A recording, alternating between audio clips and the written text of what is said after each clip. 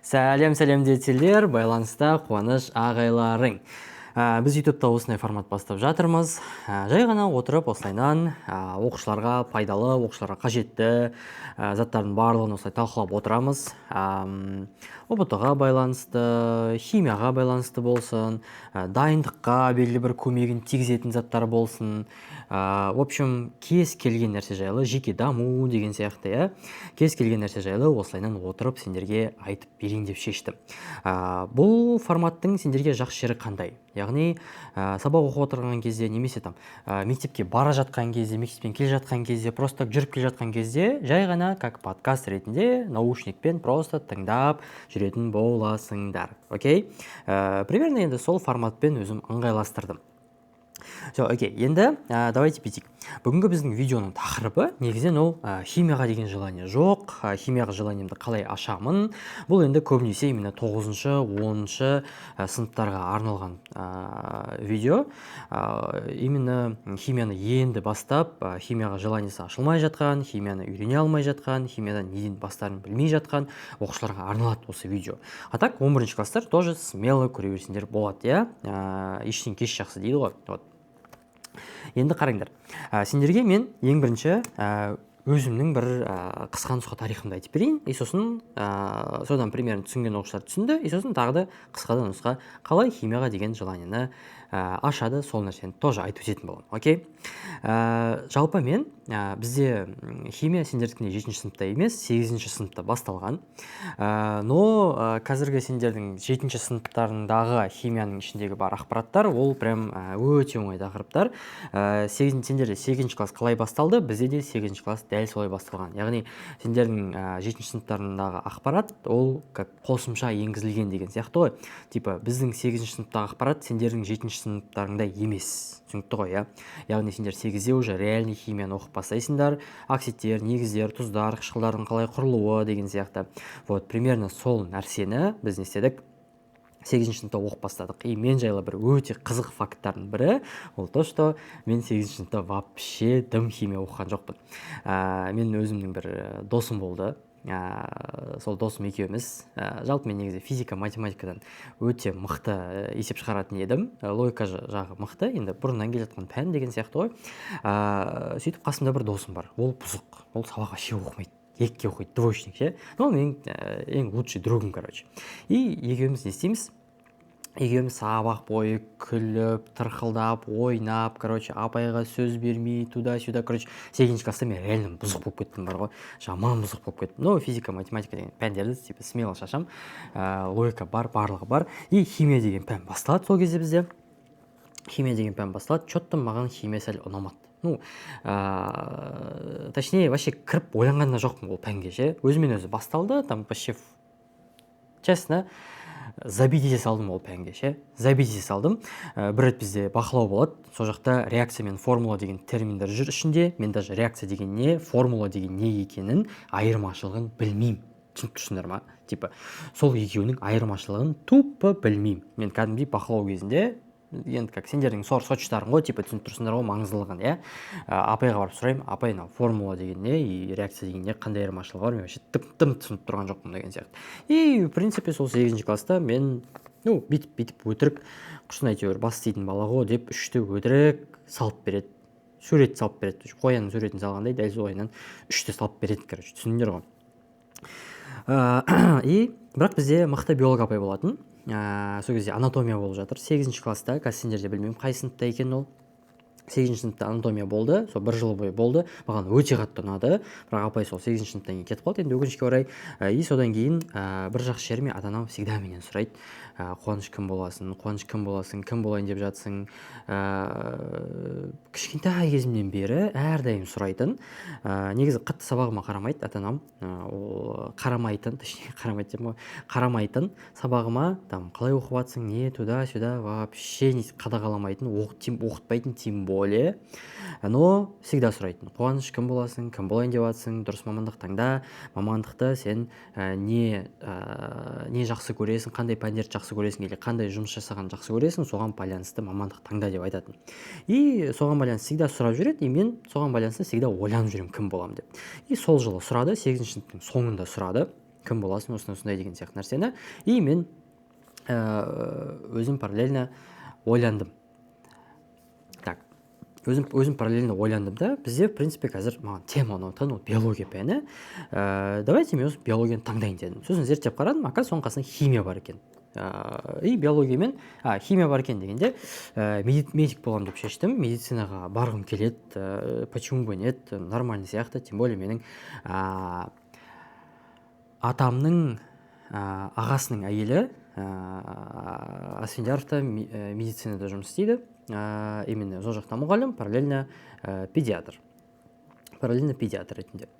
Сол нәрседе маған прям өте не берді, қайтсам болады, құштарлық берді, сөйтіп таңдадым. И былай ойландым, химия деген что-то мен вообще нөлмін ғой химияда, мен реакциямен формуланы ажырата алмаймын ғой, мен қалай бұл бетіме вообще химияны таңдаймын деген сияқты болды. Сөйтіп, бірақ бір жағынан менде нәрсе бар. Маған бір нәрсе үйрену керек болса, мен үйреніп тастаймын. Вообще андай, қызық емес. Так, былай, қиналам, мәселе қиындау екен, осындай екен деген сияқты, бірақ түсінемін то, что қуаныш, саған медицинаға түсу керек, все, биология таңдадым, биологиясы оңай, нормально, химиясын енді оқу керек, все, қашатын жер жоқ, аласында оқисың, все деген сияқты өзіме ограничение қойып қойдым, и все, болды, значит, осы нәрсені оқимыз деген сияқты. Сөйтіп не істедім мен, 8 класстың соңы химия апайыма бардым. Есімді ұмытып қалдым, өкінішке орай, тек сол кезде ғана берген, бізге 1 жыл ғана ма, 2 жыл ғана ма берді. Примерно есімде, просто қателесіп айтпай-ақ қойыншы. Сол кісіге бардым, айттым, апай, осындай, мен, химия таңдайын деп жатырмын. Маған химия оқу керек. Ол кісі, ойбай, осындай, сен қаяқтан оқымақшысың, туда-сюда деген сияқты әңгімелерін айтты. Енді сосын айттым, апай, какая разница дедім. Мен, мектептің химиясы маған вообще пофиг дедім ше. Маған ертең оттағы химия маңызды, мен соған дайындалуым керек дедім. Маған, қазір битіңізші, біз 8 класста полный не оқып тастадық, и маған в целом база ретінде не білу керек. Сол бүкіл формулаларды, бүкіл мен білу керек нәрселерді барлығын жазып беріңізші. Сол бүкіл жыл бойы өткен есептердің барлығын жазып беріңіз. Соған байланысты формулалардың барлығын жазып беріңіз. Реакция туда-сюда қалай құрылатын примерно базасын көрсетіп беріңіз. Болды дедім. Болды. Маған одан басқа ештеңе керек емес. Мен өзім үйреніп аламын. Маған ештеңе үйретпей қойыңыз. Мен өзім кітап тақтарамын ба, нені ақтарамын ба, өзім үйреніп аламын дедім. Сөйтіп, мен химия дәптерін апарып бердім. Маған жазып берді, кәдімгідей. Есімде, еще химия дәптерімнің прям мына бетінің ең астына, мына шетіне жазып берген. И келесі бетінің мына шетіне полный осылайын жазып берген. Әлі есімде. Сөйтіп бірнеше формулалар жазып берді. Оның ішінде зат мөлшеріне байланысты m бөлінген mr, v бөлінген vm, n бөлінген na деген бар. Сосын тығыздыққа байланысты формулалары бар деген сияқты. Сосын оксид, негіз, қышқыл тұздардың формулаларын берді. Соған байланысты реакциялардың қосылу, айырылу деген сияқты соларды жазып берді. Все, болды. Соған байланысты қырғын есептер берді, қырғын реакциялар берді. Реакцияны жалғастыр, осындай жасатын формуласын құрастыр деген сияқты дәптеріме кәдімгідей сол есептерді жазып берді. Если что, кітапта осындай бар деді. Все, окей, қабылдадым ол нәрсе, все, апай, бопты. Өзім бірдеңе оқимын дедім, кеттім. Честно, одан кейін апайдан ештеңе сұраған жоқпын. Барып бір тексерткенім бар, бірақ дұрыс шығарғаннан кейін барып бір тексерттім. То бізде өзі химия аяқталып жатты ма, сондай бірдеңе. Жылдың соңы ғой, түсіндіңдер ғой. Сөйтіп отырдым, кәдімгідей қиналдым аналардың, формулаларды түрлендіре алмай, так как менде база вообще жоқ қой. Заттардың формулаларын жаза алмаймын, мр'ні есептей алмаймын, ананы істей алмаймын. В общем, дым білмей отырдым. Интернеттен қарайын десем, ол кезде бізде интернетте честно дым жазылмаған. Енді біздің кезде прям бүйтіп не істемей қояйын. Но шын айтайын, интернетте ол кезде ештеңе жоқ. Ол примерно қай жылдары 2014-2015 сол жылдары шығар, 2014-15 жылдары шығар. Ол кезде шынымен интернетте өкінішке орай түсіндірмелер жоқ. Ютубта тем более ешқандай түсіндірмелер жоқ. Қазірдің өзінде енді бір каналда ғана болмаса деген сияқты ғой. Вот. Сөйтіп кітапты аштым, нені аштым, бүкіл жерге ана формулаларды қойып шығара бердім. Примерно бір апта жүрдім сол есептерді шығара алмай. Бір апта жүрдім сол есептерді шығара алмай. И әйтеуір дегенде шығардым аналарды. Кәдімгідей қиналып, үйтіп домалап, аунап дегенде ана есептерді зорға дегенде шығардым. Химиялық формулаларды, реакцияларды түсіндім, кітаптан қарадым, там интернеттегі примерно тауып алған деген сияқты нәрселерінен үйрендім. Сөйтіп примерно бір 2-3 аптаның ішінде химияның базасын толықтай не істеп алдым. Химияның базасын толықтай үйреніп алдым. Яғни химияда не істей аламын? Формулалар бойынша зат мөлшеріне масса МР-ге байланысты есептерді шығара аламын, пропорцияны білем, реакцияларды білем.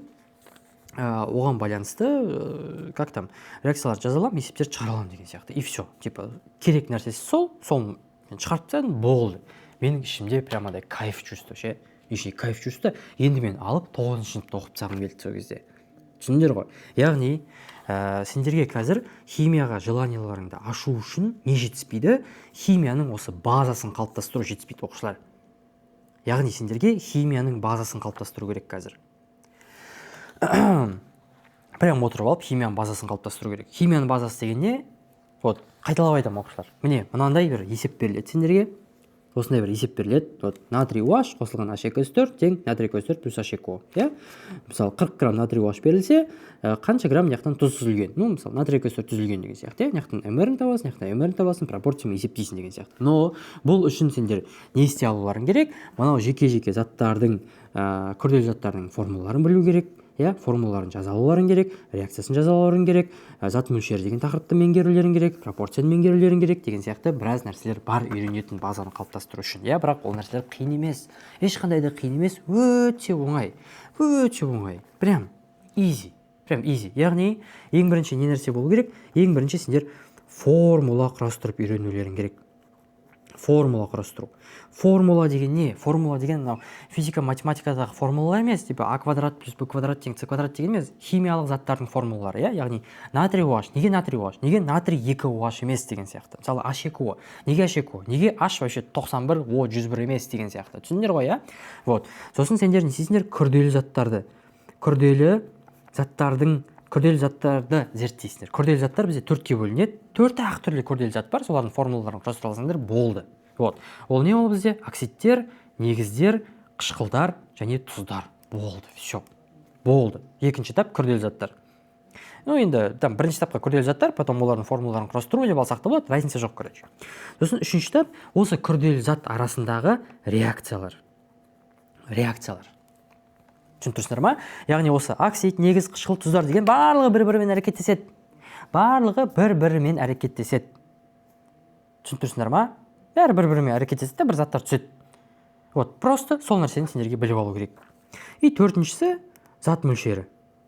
Вот, зат мөлшері деген тақырыпты біліп аласыңдар. Яғни формуласы зат мөлшері деген n тең m бөлінген mr, n тең v бөлінген vm, n тең кішкентай n тең үлкен n бөлінген кішкентай а. Вот болды, осындай шақ формула бар. И то Авогадро саны жаңа үлкен n бөлінген na деген жиі кездеспейді. Типа екі формула. Масса, көлем и все. Зат мөлшері, масса, көлем, все. Осы үш ғана жүйемен таныс боласыңдар. И все. Зат мөлшерін білесіңдер ма, реакцияны жаза аласыңдар ма? Все. Сол реакция арқылы есеп шығару, дәл сол зат мөлшері арқылы шығарасыңдар. Түсіндің ғой, типа пропорция арқылы. Ол өте оңай нәрсе. Все. Соны сендер білсеңдер, сол нәрсені білсеңдер, химияға деген желанияларың ашылып кетеді. Кәдімгідей ашылып кетеді. Оқушылар, түсіндірсіңдер ма? Химияға базамызды қалай қалыптастырамыз деген оқушылар болса, бізде дәл осы YouTube каналымызда, қазір мен сендерге ашып көрсетейін, оқушылар. Қазір енді осының барлығын біздің YouTube каналдан қарап отырсыңдар ғой. Бізде YouTube каналымызда биорганика 5 сағатта деген бар. Биорганика 5 сағатта деген бар. Міне. Так, ашып көрсетейін сендерге. Міне. Мынау біздің YouTube канал. Ең бірінші, міне, полный биорганика 5 сағатта деген бар. Міне, полный биорганика 5 сағатта. Вот, осы жақта сендер прям 0-ден бастап, не, осы YouTube видео арқылы сендер прям 0-ден бастап, химияда 0 болсаңдар, прям мынандай тупой болсаңдар, прям тупой, өмірлеріңде химияны оқымаған, химиядан мектептегі физра мұғалімі берген деген сияқты нәрсе болса, сендерде, вот, мына ашасыңдар 5 сағаттың ішінде, әрине 5 сағатта мен түсіндірген, бірақ сендерге сәл көбірек уақыт кетеді. Осы жақта прям, не көріп тұрсыңдар ғой, прям жай заттардан бастап, прям тупойский заттардан бастап, кешірім сұраймын енді оқушылар, ішіндегі Менделеев кестесін, несін барлығын түсіндіріп беретін болам. Менделеев кестесі, мен жаңа енді айтқан жоқ Менделеев кестесіне байланысты, но бүкілін түсіндіріп, соңында оқушылар сендермен бірге, міне, ой, қазір, бірмен, міне, не жерде есеп шығарып жатырмын мен. Мына жерде мен есеп шығарып жатырмын. Осы есеп шығаруға дейін барасыңдар. Түсініп тұрсыңдар ма? Осы есеп шығаруға дейін барасыңдар. Яғни, осы эфир сендерге прям өте көп пайдасына келеді. Осы жақтан прям химияның базасын үйренесіңдер оқушылар. Түсініп тұрсыңдар ғой. И сол арқылы химияға деген сендердің нелерің ашылады, желанияларың ашылады оқушылар. Все. Яғни, менің айтып отырған тарихым өзімнің химияға деген қалай желаниям ашылды. Вот осы нәрсе. И желаниям ашылғаны тек қана үйреніп қойған емес, мен 9 классқа өтпей жатып, уже 9 класстың ақпараттарын зерттеп тастағам. Уже 9 сыныптың біраз материалдарын отырып өзім прям оқып тастағам алдын ала. И сол кездері мен просто химия сабағына бармайтын едім, химия сабағына қатыспайтын едім. Неге? Из-за того, что как там сабақта өтетін нәрселердің барлығын мен уже смело білем, любой нәрсесін айтып берем. Бақылау жұмыстарды мен алып 5 минутта жазып берем. Смело анда соч дегендер болады ғой сендерде. Сол нәрсе ойлаңдар, химиядан 5 минутта жазу деген қанша нәрсе. Ол даже 5 минутта сен даже көшіріп үлгермейсің ғой нәрсені, отырасың там формулаларын көшіріп, формулаларын қате жазып отырасың ғой. Мен ол кезде кәдімгідей 5 минуттың ішінде жазып, кім көшіреді мә деп таратып үлгеріп, сөйтіп үлгеретін едім мен. Вот, так что не нәрсе, осылайынан сендер химияға желанияларыңды ашады екенсіңдер, химияға ынталарыңды ашады екенсіңдер. Химия деген негізі қиын пән емес оқушылар. Химия деген қызық пән. Химия, честно айтайын сендерге, биологияны оқыған адам ретінде, биологияны ағылшынша оқыған адам ретінде, университетте оқыған адам ретінде, химия әлде қайда оңайырақ пән. Биологияға қарағанда әлде қайда оңайырақ пән. Яғни химияның белгілі бір базаларын, белгілі бір фундаментін қалау арқылы сен уже біраз химияны оңай меңгеріп кетесің. Яғни химияның қалған тақырыптарын меңгеру саған әлде қайда оңайлыққа түседі. Түсіндік қой оқушылар, иә? Осымен енді видеомыз тәмам. Былайынан жалпы химиядан курс алам деп отырған оқушылар болса, міндетті түрде біздің курсқа тіркеліңдер. Осының астына біз менеджердің номерін қалдырып кететін боламыз. Тіркеліп алып толық ақпарат сұрасаңдар болады. Біздің менеджерлер сендерге бәрін айтып беретін болады. И курсқа тіркелген оқушылар үшін біз осы 2 кітаптың бірін сыйлайтын боламыз. Мынау кітап полный химияның базасы ішінде. Яғни, мына жақта бізде 10 штук кітап берілген. Міне, ұбт-да осы химиядан 10 штук кітаптың барлығы келеді. Осы 10 штук кітаптың барлығы келеді. 7-ші сыныптан 11-ші сыныпқа шейін 10 штук кітаптың барлығы келеді. Соның ішіндегі бүкіл теорияның бәрі мынау 200 беттік кітаптың ішінде сендерде нестелген, жинақталған. И плюс оған өзіміздің авторлық Менделеев кестемізді беретін боламыз, салып жіберетін боламыз ішіне. И еще бізде осындай 30 нұсқа кітабымыз бар. Немесе осы теория кітабын, немесе осы 30 нұсқа кітабын сендерге сыйға беретін боламыз. Берілмеген кітапты, мысалы осы ақ кітапты беріп жіберетін болсақ сендерге, мына кітапты 5-ақ мың теңгеге сатып алсаңдар болады бізге доставкасымен. А так негізі Каспийда 8 мың теңге тұрады. Түсіндік қой, яғни доставкасы тегін, еще 3 мың теңге скидкасымен 5 мың теңгеге осы кітапты сатып аласыңдар. Все. А так бөлек-бөлек сатып алам деген оқушылар осы 2 кітапта бізде Каспийда бар екен. Хорошо? Енді тағы айтатын не нәрсе бар. Міндетті түрде белгілі бір проблемаларың болса, тағы бір нәрсені химиядан түсінбей жүрсеңдер, ұбт-ға дайындықтарың жайлы белгілі бір сұрақтарың болса, міндетті түрде төмендегі комментарийға жазып кетіңдер. Сендермен бірге болған қуаныш ағаларың, қош сау болыңдар.